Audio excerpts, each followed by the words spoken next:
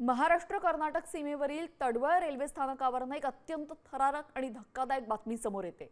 इथे स्थानकावर थांबलेल्या यशवंतपूर बिकानेर एक्सप्रेसमध्ये पहाटेच्या सुमारास 4 ते 6 अज्ञात दरोडेखोरांनी धुमाकूळ घातलाय।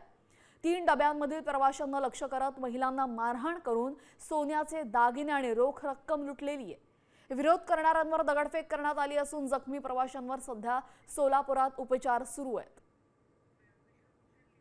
आपल्यासोबत आमचे प्रतिनिधी विश्वभूषण लिमये जोडले गेलेले आहेत।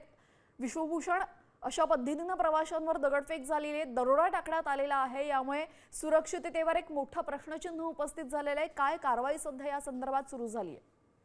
नक्कीच आपण पाहू शकताय की कशा पद्धतीनं महाराष्ट्र आणि कर्नाटक सीमेवरती जे तडवळ रेल्वे स्थानक आहे या ठिकाणी यशवंत बिकानेर एक्सप्रेस जी पहाटेच्या सुमारास थांबलेली होती त्या ठिकाणी कशा पद्धतीनं हा दरोडा पडलाय हा आपण पाहिलेला आहे। यामध्ये सोलापूरमधील महेश पवार यांच्या पत्नीच्या गळ्यातील सुमारे 5 तोळ्यांची चेन सुद्धा या दरोडेखोरांनी हिसकावलेली आहे आणि याच्यामध्ये काही प्रवाशांवरती दगडाने सुद्धा हल्ला यांनी केलेला आहे। खरं तर याचा तपास जो आहे तो सोलापूर रेल्वे पोलीस आणि तडवळ ग्रामीण पोलिसांकडून केला चाललेला आहे। मात्र या संपूर्ण थरारक दरोड्यामध्ये पुन्हा एकदा रेल्वे पोलिसांच्या सतर्कतेवरती सुरक्षिततेवरती प्रश्नचिन्ह निर्माण झाल्याचं चित्र आपल्याला पाहायला मिळतं।